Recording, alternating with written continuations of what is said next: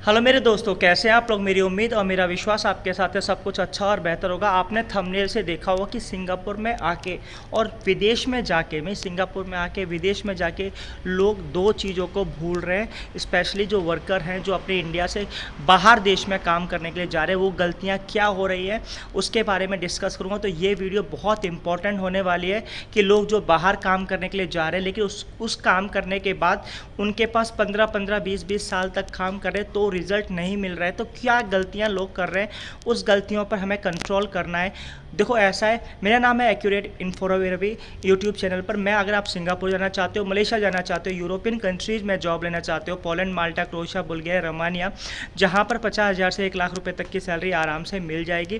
Free vacancy देखना चाहते हो तो भी इस चैनल पर आपको फ्री वैकेंसी की डिटेल मिलती रहती है।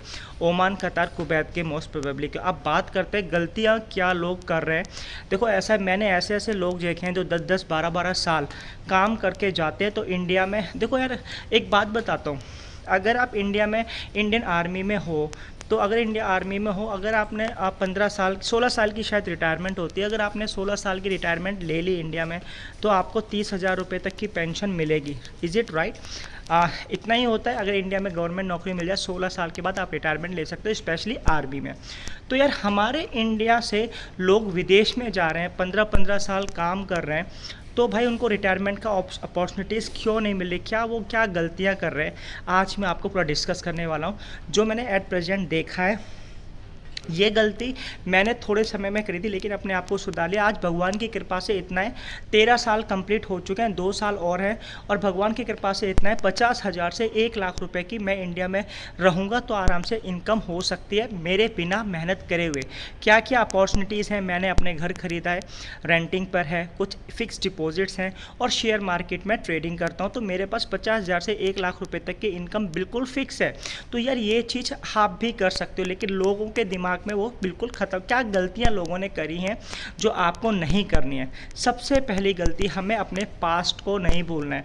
कुछ लोग होते हैं जो इंडिया में 10-15 हज़ार रुपये की नौकरी कर रहे होते हैं। वीडियो बड़ी होगी, सुन लेना। 10-15, उस समय तो लगता है यार हमें एक बार अपॉर्चुनिटीज मिल जाए बाहर की, खूब पैसा बना लेंगे। अगर 1 लाख रुपये तक की सैलरी हो, 90,000 रुपये बचाएंगे और भाई 10 साल काम कर लेंगे, अपने पास 1-2 करोड़ रुपए हो जाएंगे, आराम से इंडिया में एफडी पे भी इंजॉय करेंगे बाकी की लाइफ। सबसे पहले आप ये सोच बनती है जब वो इंडिया में 10-15 हज़ार रुपये की नौकरी करती हैं। लेकिन ट्राई करते हो, आप विदेश चले जाते हो तो भाई ये सब कुछ भूल जाते हो। तो अपना पास्ट जो है आप भूल जाते हो, सबसे बड़ी गलती है। यहाँ पर लोग आते हैं 1-1 लाख रुपए की सैलरी कमाते हैं, ओह इस बार 1 लाख आया, चलो शॉपिंग में खर्च कर दिए, आईफोन में खर्च कर दिए, लैपटॉप में नया खर्च कर लिया। तो भाई एक बात बताओ, आईफोन लेने से सैमसंग का जब $100-200 पे मिलता है तो आईफोन $2,000 का क्या ज़रूरत है। क्योंकि हमारी तो नॉर्मल जॉब है, समझ लो। अगर आप आईटी वगैरह में हो, आपका आईफोन के बिना काम ही नहीं चल सकता, वो बात अलग है। लेकिन यहाँ पर लोग एप्पल का लैपटॉप खरीदे जा रहे हैं 2-2 हज़ार का। तो ये सबसे बड़ी गलती है जो अपने पास्ट को भूल रहे हैं। हमने क्या सोचा था कि जब इंडिया में 10-15 हज़ार की नौकरी कर रहे हैं, भाई कोई ऐसी अपॉर्चुनिटीज़ मिल जाए, लाख रुपए तक की सैलरी हो, 10 साल बचा लेंगे, 10,000 में क्योंकि इंडिया में भी रह के 10,000 में गुजारा करते थे। तो यहाँ पर लाख कमा के क्या, इंडिया में जब रोटी सब्जी खाते, यहाँ पर रोटी सब्जी नहीं खा सकते 10 साल। तो भाई ये बड़ी गलती कर रहे हैं लोग। तो अपने पास्ट को हमेशा ध्यान रखना है कि भाई हमारे पास्ट में हमने 10-10 हज़ार रुपये की नौकरी करी है, अभी मौका मिला है काम करने का, तो उस पैसों को बचा लो और इन्वेस्ट करना सीख लो। दूसरी सबसे बड़ी गलती क्या है, हम अपने आप को किसी से कंपेयर करते हैं। तो भाई ये कंपेयर का मतलब छोड़ दो बिल्कुल। क्योंकि देखो ऐसा है, हमारे ऊपर अब बात करते हैं कि हम जो हैं फॉरेनर्स हैं, ठीक है। हम कंपेयर नहीं कर सकते वहाँ के लोकल को। जैसे कहने का मतलब ये है, अभी मैं ही हूँ, अगर मैं किसी सिंगापुरियन सिटीजन्स को कंपेयर करूँगा, नहीं कर सकता यार। क्योंकि उनकी लाइफ क्या है, वो सिंगापुर के सिटीजन है, उनको यहीं रहना है, यहीं इंजॉय करना है, यहीं अपना उनका लाइफ का खत्म, शुरू लाइफ यहाँ से, ख़त्म भी उनकी यहीं से है। लेकिन हमारी क्या है, हमारी रिस्पॉन्सिबिलिटीज़, हम इंडिया में बले पड़े हैं, इंडिया में हमें फैमिली को सपोर्ट करना है, और इंडिया में ही शायद हमारा जो जीवन का अंत होगा। सच है, सच बता रहा हूँ। बहुत सारे फॉरेनर्स हैं जो 100 एग्जांपल के तौर पे बताता हूँ, 100 फॉरेनर्स होते हैं, उसमें से 90 अपने इंडिया वापस आते हैं जब वो अपनी रिटायरमेंट लेते हैं। सिर्फ 10 हैं जो ओवरसीज़ में सेटलमेंट होते हैं, लेकिन उसका वो एक अलग मैटर है। तो हमारे का जो पर्पज़ है लाइफ का, तो भाई हमें कंपेयर नहीं करना है किसी से।